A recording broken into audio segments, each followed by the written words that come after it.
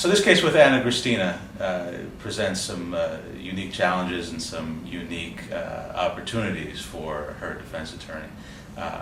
Obviously, she holds a lot of cards. She holds a lot of names in whatever black book that she kept them in.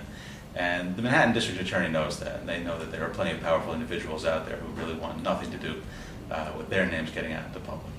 And I think the Manhattan DA is uniquely sensitive to issues like that, so they may give her a little play in terms of what they're going to offer her in exchange for her keeping those, at least an unspoken understanding that she's going to keep those names out.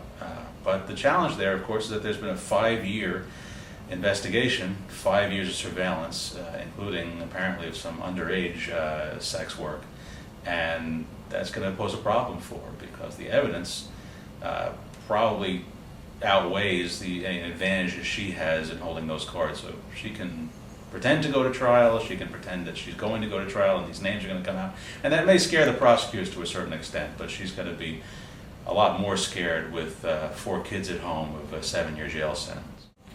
After a 5-year investigation, the district attorney's office clearly knows who they want to talk to and who they want to arrest.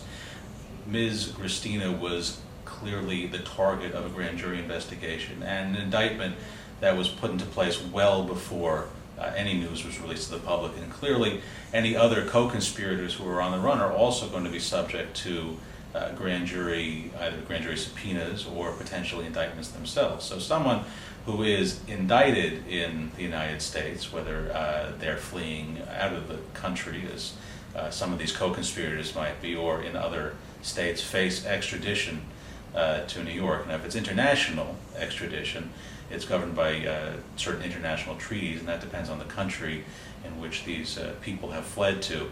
The United States is just a question of tracking the person down and going through a pretty standard extradition process that doesn't vary all that much from state to state.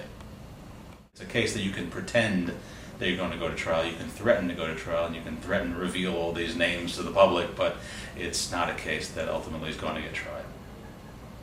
People may be wondering why the district attorney is prosecuting a case that clearly involves responsible, professional adult women who are engaged in consensual sexual acts for money.